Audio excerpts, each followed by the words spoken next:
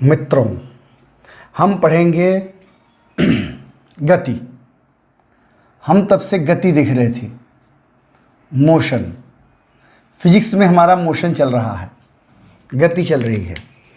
गति की हम बात करें तो आज हम गति में मुख्य रूप से बात करेंगे आवर्ती गति, आवर्ती गति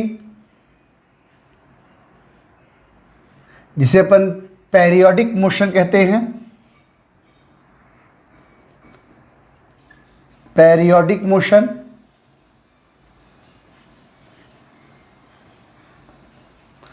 दोलन गति,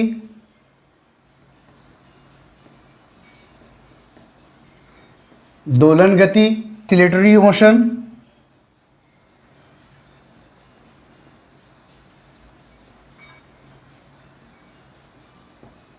ऑस्किलेटरी मोशन। ठीक है, इसके अतिरिक्त अपन बात करेंगे आवर्तकाल की,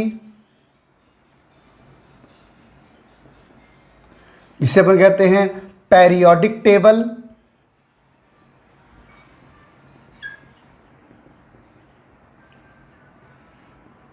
ठीक है। इसके अतिरिक्त अपन बात करेंगे आवृत्ति की,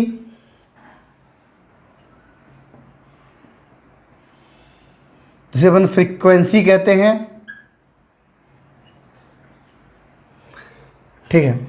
इसके अतिरिक्त अपन बात करेंगे सरल आवर्तकाल की, सरल आवर्त गति की, सरल आवर्त गति की बात करेंगे, जिसे अपन सिंपल हार्मोनिक मोशन कहते हैं,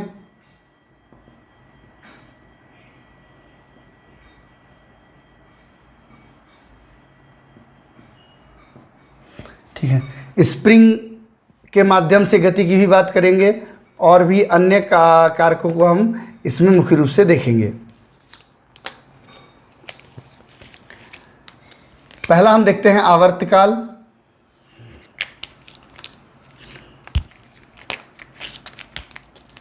आवर्ती गति, पहला हम देखते हैं आवर्ती गति।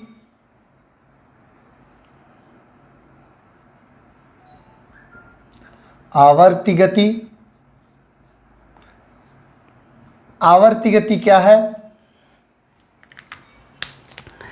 Periodic motion. पेरियोडिक मोशन मतलब एक निश्चित पीरियड में, एक निश्चित समय अंतराल पर कोई मोशन होना पेरियोडिक मोशन कहलाता है, निश्चित समय अंतराल पर।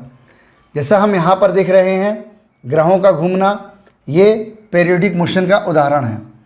तो हम कहें कि कोई वस्तु या कण किसी निश्चित साम्य के सामने एक निश्चित अंतराल पर घूमता हो तो इसको हम उसका पेरियोडिक मोशन कहेंगे, ठीक है। ये हम एक साम्य स्थिति ले लेते हैं, इक्विलिब्रियम,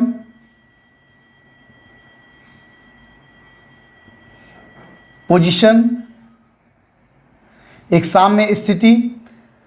साम्य स्थिति में ये जो पिंड है, ये जो पिंड है, ये इसके चारों ओर घूम रहा है। जैसे आप देख रहे हैं ये घूम रहा है, इसी टाइप से यह पिंड यहां घूम रहा है, तो हम इसे आवर्त गति कहते हैं। आवर्ती मतलब वृत्त, वृत्त में आवृत्त, वृत्त में घूमना, ठीक है। एक निश्चित वृत्त में घूमना आवर्ती गति है, तो ये घूम रहा है, ठीक है, आवर्ती गति है। अब हम इसमें आवर्त गति में अगर हम समय को निकालें तो यह इसका आवर्त काल कहलाएगा। ये कितने समय तक घूमता है, यह इसका आवर्त काल कहलाएगा। ठीक है, आवर्तकाल को बाद में देखेंगे। तो क्लियर कहानी। निश्चित पथ पर कोई गति हो रही हो किसी कण के द्वारा और उसमें निश्चित समय अंतराल पर कण जो है घूम रहा हो, ठीक है, निश्चित समय अंतराल पर कण द्वारा घूमी गई गति को हम उसकी आवर्ती गति कहते हैं और वो एक निश्चित गोलाई में घूम रहा हो, ठीक है। अब हम दूसरी गति की बात करें, दोलन गति। दोलन गति, ऑस्किलेटरी मोशन। ऑस्किलेटरी मोशन क्या होता है? जब किसी साम्य के दाएं अथवा बाएं, इधर उधर कोई कण मूवमेंट करे तो हम उसे दोलन गति कहते हैं। तो हमने एक कण ले लिया, जैसा कि आप यहाँ देख रहे हैं सामने, ठीक है, एक कण का मूवमेंट हो रहा है, यहाँ मूवमेंट हो रहा है, तो यहाँ कैसे झूला झूल रहे हैं, कैसे मूवमेंट हो रहा है, तो इस टाइप के जो मोशन हो रहे हैं ये दोलन है, ठीक है। हमने ये ले लिया एक लोलक, सीधा ले लिया लोलक। अब ये यहाँ से यहाँ गया, यहाँ से यहाँ गया, तो ये है इसका साम्य स्थिति, ठीक है। तो अपनी साम्य स्थिति, इक्विलिब्रियम पोजीशन से जब ये इधर जाए अथवा और इधर जाए तो ये इसकी गति जो है साम्य दोलन गति कहलाएगी और यही दोलन गति इसकी कंपनीय गति होगी, ठीक है। वाइब्रेटरी मोशन, तो यहां वाइब्रेटरी मोशन हो रहा है, कंपनीय गति हो रही है, मूवमेंट हो रहा है लोलक में, वो दाएं से बाएं घूम रहा है, बाएं से दाएं घूम रहा है, तो यह उसकी दोलन गति है, ठीक है। अब हम इसमें बात करें आयाम की। आयाम, ठीक है, आयाम क्या होता है? ये है आयाम, ठीक है। आयाम, आयाम क्या होता है? ये आयाम होता है। आयाम मतलब एम्पलीट्यूड। एम्पलीट्यूड क्या होता है? साम्य से अधिकतम दूरी पर जा करके पिंड रुक जा रहा है, ये इसका क्या कहलाएगा? आयाम कहलाएगा। एम्पलीट्यूड, एक एम्पलीट्यूड मैक्सिमम दूरी पर जा करके जहां पर पिंड रुक जा रहा है वह उसका आयाम या एम्पलीट्यूड कहलाता है, ठीक है। ये हो गया इसका दोलन। आवर्ती गति हो गई, दोलन हो रही है। आवर्तकाल क्या होता है? इसको हम जनरली टी से दर्शाते हैं आवर्तकाल को। तो एक दोलन में वह कितना समय लेगा, यह उसका आवर्तकाल है। एक दोलन में लगा समय, तो एक दोलन में कितना समय लगेगा? तो एक दोलन कैसे होगा? दूसरा आप देखें, आवर्त काल। एक दोलन में लगा समय t आवर्तकाल है। तो हम माने n बराबर 1/t। n मतलब दोलन, दोलन की संख्या, नंबर ऑफ दोलन, ठीक है।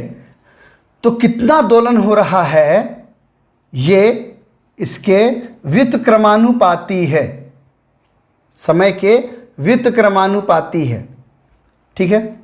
व्युत्क्रमानुपाती मतलब क्या होता है? इन्वर्सली प्रोपोर्शनल, ठीक है।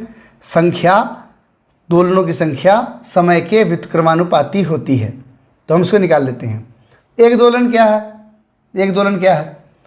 एक दोलन का मतलब है जब ये पिंड यहां से यहां जाए, फिर यहां से यहां आए, फिर यहां से यहां जाए और फिर यहां से यहां आए, तो ये चारों पोजीशन मिलकर के बनाती हैं एक दोलन, वन ऑस्किलेटरी मोशन। माने चार पोजीशन हो गई। साम्य से इधर जाना, वापस आना, उधर जाना वापस आना। जब ये कंप्लीट कर लेता है तो ये स्थिति यहाँ पर सी कहलाएगी एक दोलन। तो एक दोलन में लगा कुल समय, तो हमने कहा भाई 10 सेकंड में इसने जो है एक दोलन पूरा कर लिया, तो एक दोलन बराबर 10 सेकंड हो जाएगा। हमने 100 दोलन 100 मिनट में वो कितने दोलन कर लेगा, तो 100 मिनट का गुणा सेकंड से कर देंगे, 100 गुणे 60 और उसके दोलनों की संख्या निकाल लेंगे बटे 10, जो आंकड़ा आ जाएगा वो आंकड़ा आ जाएगा, नंबर ऑफ दोलन निकल जाएंगे। बस उसका व्युत्क्रमानुपाती संबंध अपने को ध्यान में रखना होगा। नेक्स्ट है आवृत्ति। आवृत्ति क्या होता है? आवृत्ति फ्रीक्वेंसी। आवृत्ति फ्रीक्वेंसी क्या होती है? आवृत्ति, ठीक है, आवृत्ति क्या होती है, फ्रीक्वेंसी क्या होती है? किसी इकाई समय में जो दोलनों की कुल संख्या होती है वह उसकी आवृत्ति होती है। ठीक है, आवृत्ति आवर्तकाल के व्युत्क्रमानुपाती होती है, तो इससे हम आवृत्ति भी निकाल लेते हैं।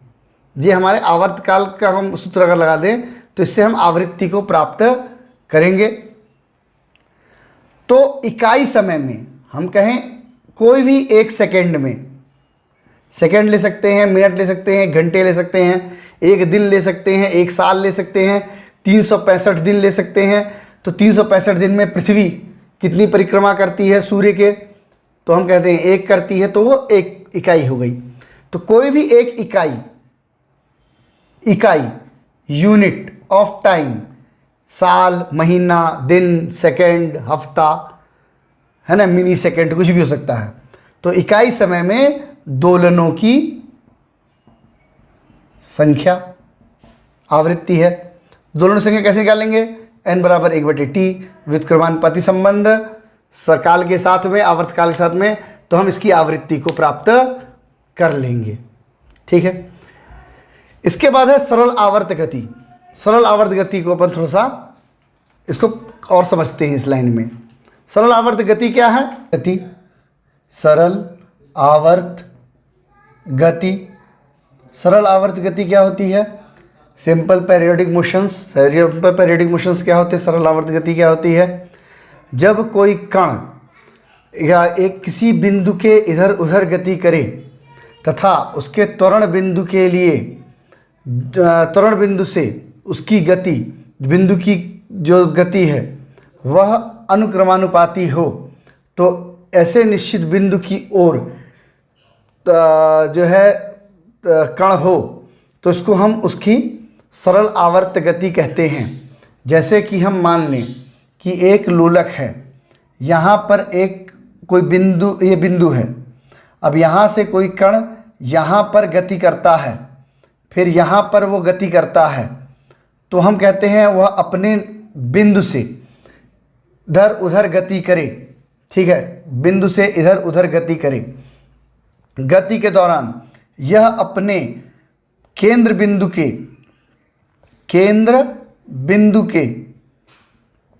की ओर इसकी गति, ठीक है, निर्धारित हो या दिष्ट हो, तो केंद्र की ओर इसकी गति दिष्ट हो। ठीक है, तो जो इसका त्वरण होगा वो केंद्र की ओर की हम बात करें, जब वो केंद्र के तरफ आएगा तो यह इसका अनुक्रमानुपाती होगा। ठीक है, तो त्वरण गति के अनुक्रमानुपाती मतलब डायरेक्ट प्रोपोर्शनल। ठीक है, डायरेक्ट प्रोपोर्शनल टू होगा त्वरण एक्सीलरेशन के। ठीक है, त्वरण के अनुक्रमानुपाती होता है तथा जो इसकी गति है वह बिंदु की ओर दृष्ट होती है। ठीक है, तो अगर ऐसी गति हो रही है तो हम इस गति को क्या कहेंगे? सरल आवर्त गति।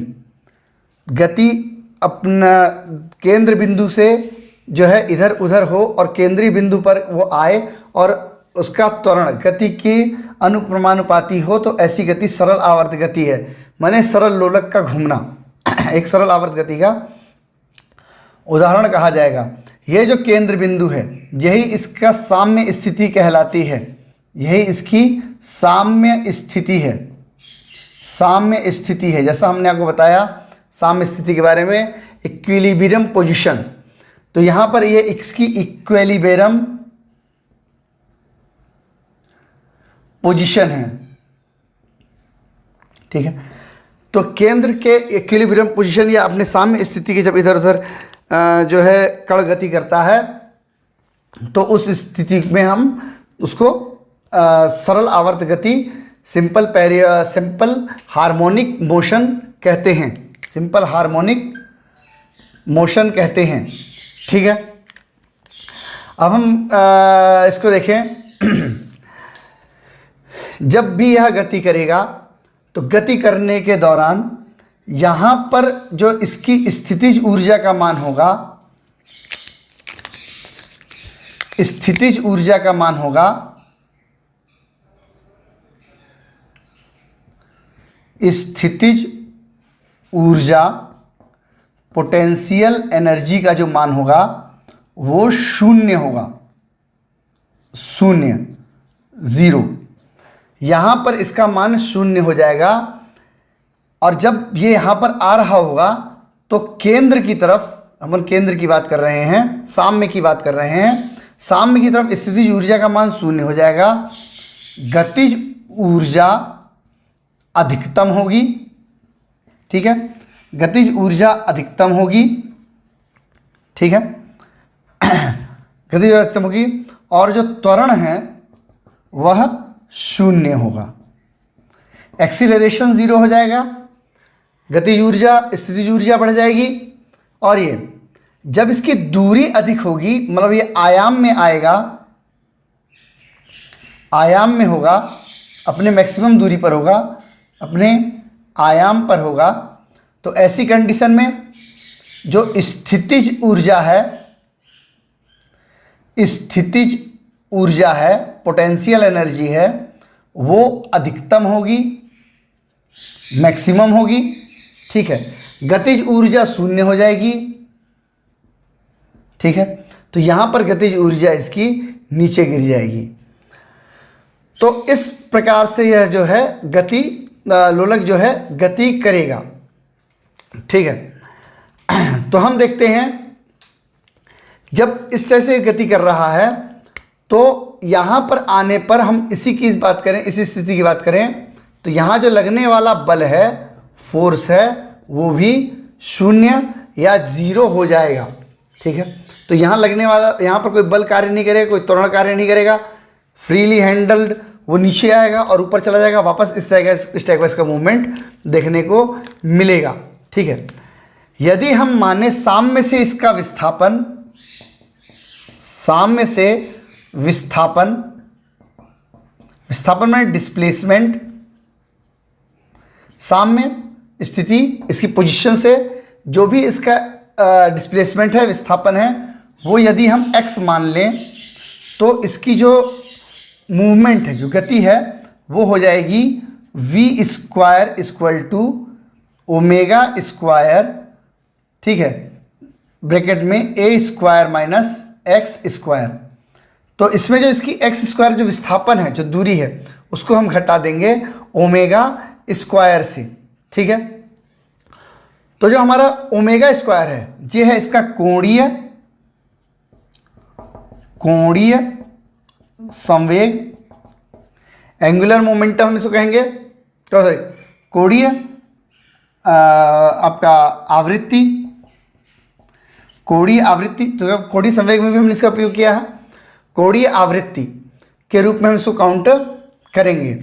ठीक है, एंगुलर फ्रीक्वेंसी रहेगी, तो जो एंगुलर फ्रीक्वेंसी इसकी रहेगी, या हम इसको सूत्र को ऐसा लिख सकते हैं, या v equal to under root sorry omega square under root a minus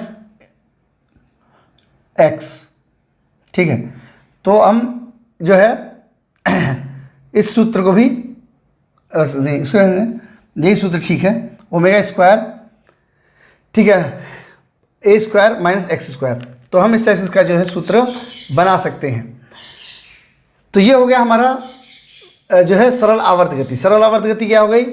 सरल आवर्त गति में हम देखें तो जब बिंदु से दूर, साम्य स्थिति से दूर जा रहा है पिंड, तो उसकी गतिज ऊर्जा अधिक है।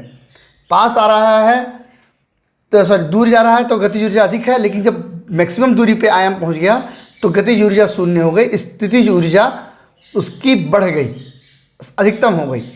पिंड रुक गया, वापस लौट करके आया तो यहाँ उसकी गतिज ऊर्जा अधिकतम हो गई। त्वरण कार्य नहीं कर रहा है, बल कार्य नहीं कर रहा है, वो फ्रीली मूवमेंट करता हुआ आगे निकल गया और ये उसका मूवमेंट लगातार चल रहा है। ठीक है, तो इस प्रकार से जो है गतिज ऊर्जा इसकी जो है वो बरकरार रहेगी, लेकिन अपने आखिरी आयाम पर इसकी गतिज ऊर्जा शून्य हो जाया करेगी। ठीक है, तो एक सरल आवर्त गति कहलाती है पेंडुलम का फ्री रूप से घूमना। ठीक है, तो ये उसकी आवर्त गति। इसके बाद अपन देखें स्प्रिंग का नियम। जो स्प्रिंग है वो स्प्रिंग किस प्रकार से कार्य करती है। ठीक है, अपन देखते हैं स्प्रिंग। हम देखें स्प्रिंग से लगे पिंड की गति। ठीक है, मोशन का अगर कोई पिंड स्प्रिंग से लगा हुआ है तो उसकी गति को हम देखें तो हम देखते हैं, अगर मान लो कोई ऐसा पिंड हमने लटका दिया है और वो स्प्रिंग से लटका हुआ है, ठीक है, ऐसे लटका है, तो ऐसी कंडीशन में क्या होगा, हम इसको नीचे ताने और इसको छोड़ दें तो अब क्या ये जो है फ्रीली मूवमेंट शुरू कर देगा। ठीक है, ये फ्रीली मूवमेंट शुरू कर देगा, ये ऊपर से नीचे की तरफ आना शुरू हो जाएगा। ठीक है, और नीचे से ऊपर की ओर जाना शुरू कर देगा, फ्रीली मूवमेंट शुरू हो जाएगा। तो ये क्या हो गया, एक सरल आवर्त गति हो गई। सरल आवर्त गति हो गई, फ्रीली हार्मोनिक मोशन स्टार्ट हो गया। ठीक है, अब हम देखते हैं जो ये सरल आवर्त गति हो रही है, यहां हम देखें अगर स्प्रिंग भारी है स्प्रिंग, ठीक है, तो गति धीमे होगी, और हल्की है तो गति अधिक होगी। ठीक है, हल्की हो तो गति अधिक होगी। ठीक है, तो इस प्रकार गति का जो है मूवमेंट वो स्प्रिंग की ताकत पर भी निर्भर करता है। ज़्यादा हल्की हुई तो लटक ही जाएगा पिंड। तो स्प्रिंग की ताकत के ऊपर निर्भर करता है कि कितना जो है मूवमेंट तेज हो रहा है या धीमे हो रहा है, ये दोनों इसके ऊपर मूवमेंट तय करता है। तो अपन अगर देखें जो ये है अपना स्प्रिंग है, इसका अपन सरल आवर्त देखें, है ना, स्प्रिंग का सरल आवर्त की बात करें, इसको हम के मान लें तो ये के हमारा नियतांक है, कांस्टेंट है। ठीक है, कांस्टेंट है, हम इसको एक नियतांक के को नियतांक कांस्टेंट मान लें तो जो हमारा आवर्त काल बैठेगा, मतलब टी जो हमारा बैठेगा, टी को हम आवर्त काल को हम अपन ने शुरू से ही जो है टी के रूप में काउंट किया है, 2 पाई अंडर रूट एन बटे के का हो जाएगा। ठीक है, एन बटे के का हो जाएगा हमारा टोटल जो नियतांक है ना, आवर्त काल है टी नियतांक के अनुसार। यदि हम मान लो कंडीशन रखें, जैसे कि हम जो हमारा एन है, ठीक है, एन को जो है इसको हम स्प्रिंग की जो लंबाई है उसको हम बढ़ा देते हैं। ठीक है, एन गुना बढ़ा देते हैं, स्प्रिंग की लंबाई एन गुना बढ़ा दें तो क्या कंडीशन हो जाएगा, एन गुना बढ़ा दें तो क्या हो जाएगा, तो आवर्तकाल जो होता है रूट एन बढ़ जाएगा। यदि टुकड़े कर दें स्प्रिंग के टुकड़े कर दें तो 1 बट्टे रूट एन हो जाएगा। तो वो नीचे की तरफ घट जाएगा। ठीक है, तो टुकड़े करने पर 1/√n हो जाएगा इसका आवर्तकाल, नंबर ऑफ जो मूवमेंट है। ठीक है, और अगर हम उसकी लंबाई को n गुना बढ़ा दे रहे हैं तो इसका आवर्तकाल जो है √n जो मूवमेंट है, नंबर ऑफ मूवमेंट है, वो बढ़ जाएगा इस प्रकार से। ठीक है, टुकड़े करने पर बटे हो जाएगा और जो उसको जो है लंबाई बढ़ाने पर √n हो जाएगा। ठीक है, तो ये हो गया अपना स्प्रिंग से लगे पिंड की गति। नेक्स्ट पॉइंट में अपन देखते हैं प्रत्यानयन गति। प्रत्यानयन गति क्या होती है? हम बात कर रहे हैं प्रत्यानयन बल की। प्रत्यानयन रिस्टोरिंग फोर्सेस क्या होते हैं? रिस्टोरिंग फोर्सेस प्रत्यानयन बल या हम प्रत्यानयन गति की बात करें तो वह भी जो है जब कोई वस्तु कंपन करती है तो कण जो अपनी साम्य स्थिति पर होता है तो उसके ऊपर पर्टिकुलर कोई बल कार्य नहीं कर रहा होता है। ठीक है, हम बात कर रहे हैं जैसे मान लो कि एक स्प्रिंग है और उसके ऊपर हमने जो है कोई चीज़ लटका दी। ठीक है, कोई चीज़ लटका दी उसके ऊपर। ठीक है, तो इस पर जो बल है वो कुछ भी नहीं है, शून्य है, बल कार्य नहीं कर रहा है। हमने इसको नीचे छोड़ा और ऊपर छोड़ दिया तो फर्क नहीं पड़ता। तो पर्टिकुलर कोई बल कार्य नहीं कर रहा है, कोई ऐसा निश्चित बल इस पर कार्य नहीं कर रहा है। परंतु यदि हम इसको यहाँ ले आके छोड़ देते हैं या यहाँ ले जाके छोड़ देते हैं तो यहाँ से यहाँ पर और यहाँ से यहाँ पर ये केंद्र की ओर लगातार आने का प्रयास करेगी वस्तु। ठीक है, मतलब हम विस्थापन कर दें, विस्थापन करें तो एक बल कार्य करेगा। ये जो बल कार्य करेगा यही इसका जो बल है ये प्रत्यानयन बल कहलाएगा, रीस्टोरिंग फोर्स कहलाएगा। ठीक है, तो वस्तु जो है घूम फिर करके कहीं न कहीं लौट करके अपने स्थान पर आ जाएगी। ठीक है, तो इस प्रकार के बल को जब साम्य की ओर को जब हम किसी वस्तु को विस्थापित करके छोड़ दें तो साम्य की ओर जब जो बल लेकर के जाए उस बल को हम प्रत्यानयन बल कहते हैं। ठीक है, ये जो मूवमेंट होगा ये भी सरल आवर्त गति है, ये भी जो है सिंपल हार्मोनिक मोशन है। ठीक है, गति उसी प्रकार से हो रही है जैसे अन्य की गति हो रही थी। नेक्स्ट अपन देखते हैं सरल लोलक, सिंपल पेंडुलम। सरल लोलक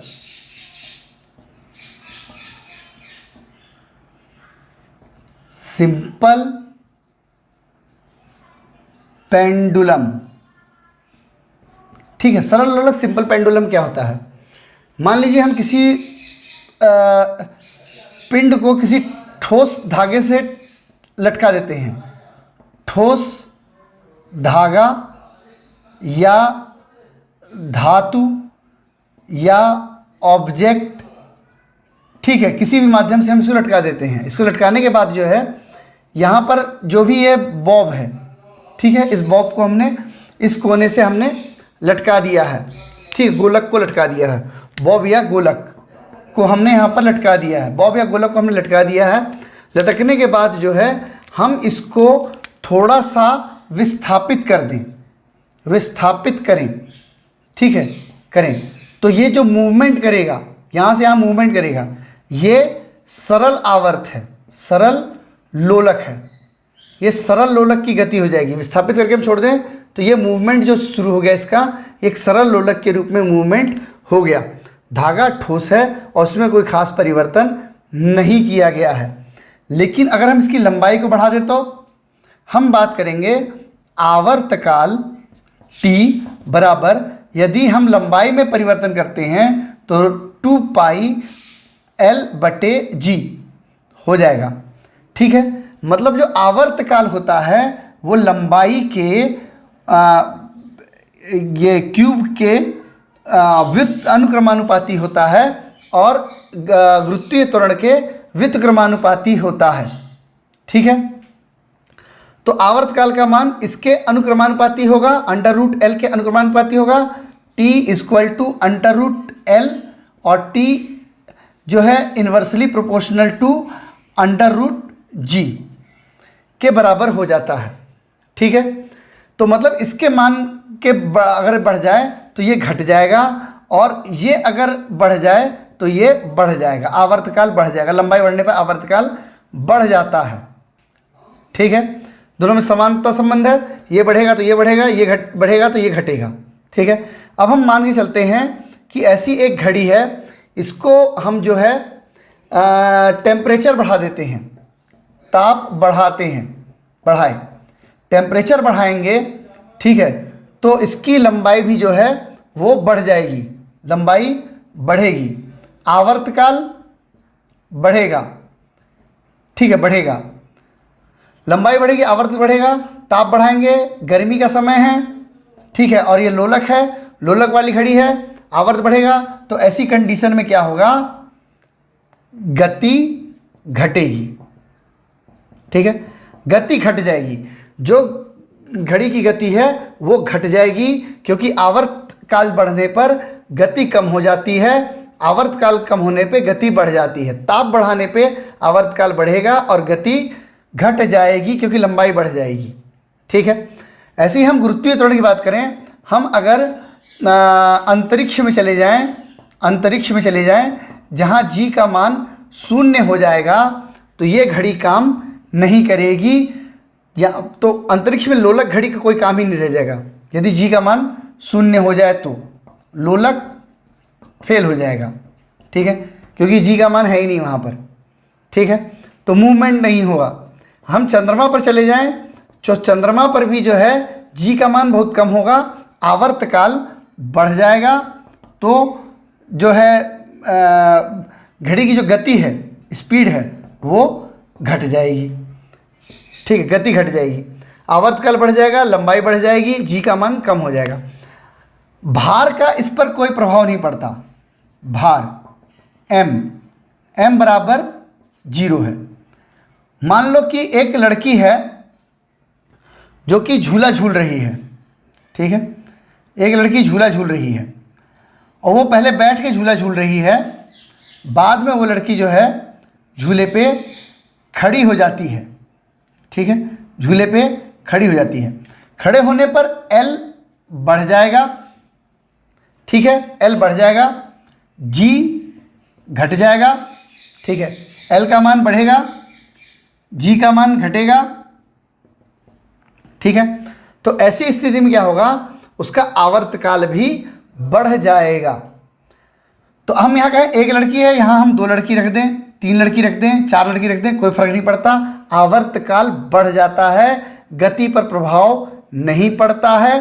ठीक है, गति पर प्रभाव पड़ता है, भार का कोई प्रभाव नहीं पड़ता है। आप उस पर 1 लड़की रखो, 10 लड़की रखो, जो मूवमेंट चल रहा है वो मूवमेंट लंबाई के अकॉर्डिंग और ग्रेविटेशनल एक्सीलरेशन, गुरुत्वीय त्वरण के अकॉर्डिंग कम ज़्यादा होता है। ठीक है, ये लेंथ हो गई आपकी, लंबाई हो गई, ये आपका होगा गुरुत्वीय त्वरण, ग्रेविटेशनल एक्सीलरेशन। ठीक है, तो इस प्रकार से जो है गति कार्य करती है। ठीक है, एक सरल आवर्त है। हम कहें, मान लो कि एक ऐसा धरती है, धरती के नीचे हमने जो है एक ऐसे छेद कर दिया। ठीक है, और यहाँ पर हमने कोई पिंड पटक दिया, तो ये जब नीचे से गति करेगा तो एक सरल आवर्त गति रहेगी। यहाँ पर इसकी गतिज ऊर्जा का मान, काइनेटिक एनर्जी का मान सबसे अधिक होगा, त्वरण कम हो जाएगा, त्वरण का मान बढ़ेगा, नीचे जाते हुए त्वरण का मान, एक्सीलरेशन का मान बढ़ेगा। ठीक है, एक्सीलरेशन का मान बढ़ेगा कि यहाँ पर आगे स्थितिज ऊर्जा अधिक होगी, स्थितिज ऊर्जा का मान बढ़ेगा, पोटेंशियल एनर्जी का मान बढ़ेगा। ठीक है, तो एक सरल आवर्त गति कहलाएगी पृथ्वी से केंद्र की ओर जाते हुए वस्तु की गति। तो यहाँ करीब आवर्तकाल इसका जो निकलेगा वो निकलेगा 84.6 का इसका आवर्तकाल निकलता है, अगर हम किसी पिंड को सरल गति से पृथ्वी के नीचे छोड़ देते हैं तो। ठीक है, तो ये हो गया अपना सरल आवर्त गति। इसमें हमने देख लिया आवर्ती गति, दोलन गति, आवर्तकाल, आवृत्ति, सरल आवर्त गति आदि। ठीक है, इसके बाद हम कुछ गतियां देखेंगे और फिर बल पर आएंगे।